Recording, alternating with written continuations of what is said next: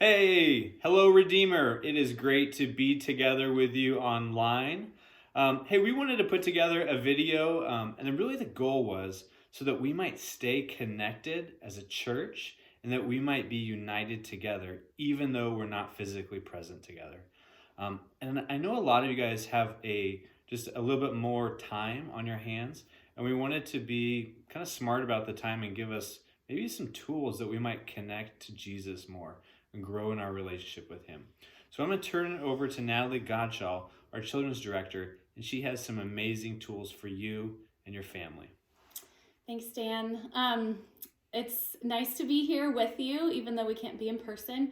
I just wanted to spend a little bit of time, as Dan said, sharing some tools that maybe we can use as a community as we navigate these times. And in this time, we all respond differently. Some of us are filled with more anxiety. Some of us are just more inconvenienced by having to stay home, annoyed with it. Some of us are completely fine and think it's all overreaction. But regardless of how we each are individually feeling about it, I think that these tools can be helpful for all of us to help us if we are struggling with some anxiety and to unite us as a church. The reality of the world that we live in is that we swim in anxiety. The cultural water that we swim in is anxiety. And our culture feeds the anxiety and it uses it as a major motivator in our lives. And now you add this worldwide pandemic to it, and now the flame has been fanned into something crazy.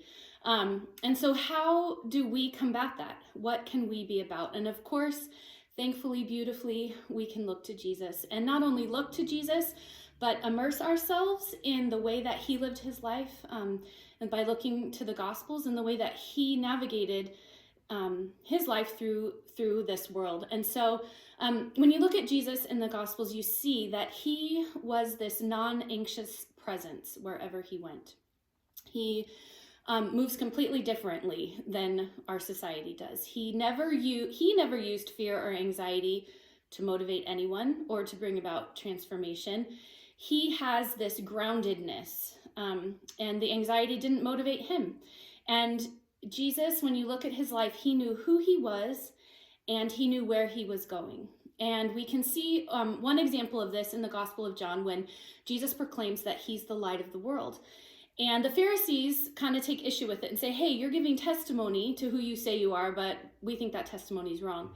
And Jesus confidently, not without being fazed, says, I know who I am and I know where I'm going. You don't. And this is how Jesus operates in this world. He knew two things that completely grounded him. He knew where he came from. And so where did he come from? He came from the Father. He was grounded in this eternal love of the Father, the Son, and the Spirit, and he would abide in that relationship. And that reality gave him security, gave him his identity in this world, and it was unshakable. I mean, if you read, Jesus was called a sinner, he was called a heretic, he was called demon-possessed, and he seems to be completely unfazed by these things because he knew he was the beloved Son of the Father. He also knew where he was going. He had come to radiate this love and light into the world. And where his light goes out, darkness has to flee. And the light shines and the reality of the world, the truth and reality of the world is illuminated. He brings light, his light brings life to everything, and his light means life. And when people would try to pull him in a different direction, he would simply just say, I know where I'm going. And beautifully and excitedly, he invites us into that as well. Later on in John, he says, whoever follows me will not walk in darkness, but will have the light of life. And so he invites us to follow him in this idea that we know who we are and we know where we're going. And so how can we live into those things during this time? And this is where these two tools come into play. If we are saturating ourselves with social media and news feeds and the news on TV, all of those things, all of that anxiety, all of those anxious thoughts become what we will embody. These narratives start running through our head, and that's truly who we could become. And so we need to remember who we are. And so I'd like to challenge us this week that before we do anything else, when we wake, before we grab our phones, before we even get a cup of coffee, that we spend 5 minutes remembering who we are. So finding a quiet place and taking some deep breaths and remembering who we are, that we are beloved, and spending that time, those 5 minutes, repeating that word, taking deep breaths, and remembering that we are beloved of the Father. And this isn't meant to be a conversational prayer. It's meant to be an opportunity for us to begin our day by grounding ourselves in where we've come from. That we are beloved by the Father, and that belovedness can't be touched, and that belovedness can't be ruined, and that belovedness can't be canceled, and it can't be infected, and it can't be changed. We just need to remind ourselves of that and breathe that in first thing in the day. And if we do, maybe we'll have a fighting chance to follow Jesus in the way that he calls us as we go throughout our day. So that's the first tool. The second tool is to help us remember where we're going.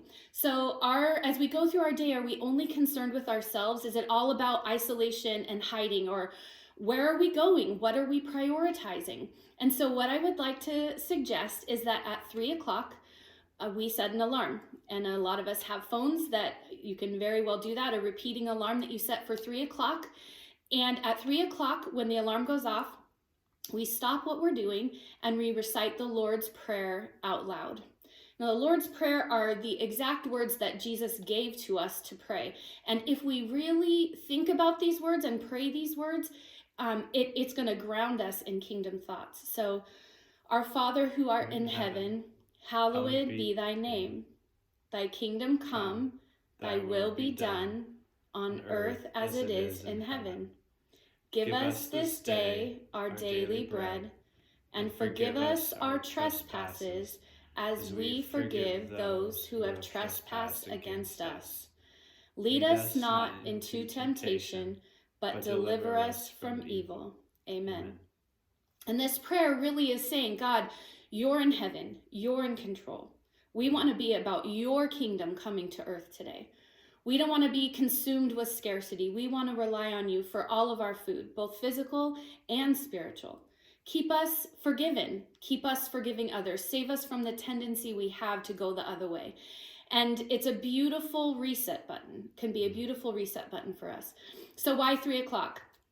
3 o'clock is well into our day, and maybe we've lost our way from the belovedness piece, right? And we're living out our personal kingdom building tendencies. And so this is a way to remind us who we are, remind us who we're going, where we're going, and also to unite us as a community. We can't be physically together right now, but at 3 o'clock we can know that we're all pausing and praying this prayer together.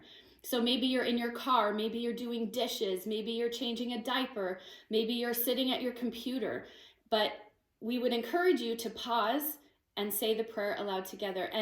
And this will not only help us with some of our anxiety and to combat that cultural water that we swim in as we start our day, in the middle of our day, to help us remember who we are, where we're going, and it will unite us to do it together as a community, and we can collectively pray and give ourselves to God and what he has. Thanks so much for spending a few minutes with us today. Thanks, We're guys. grateful. See you later. Praying for you.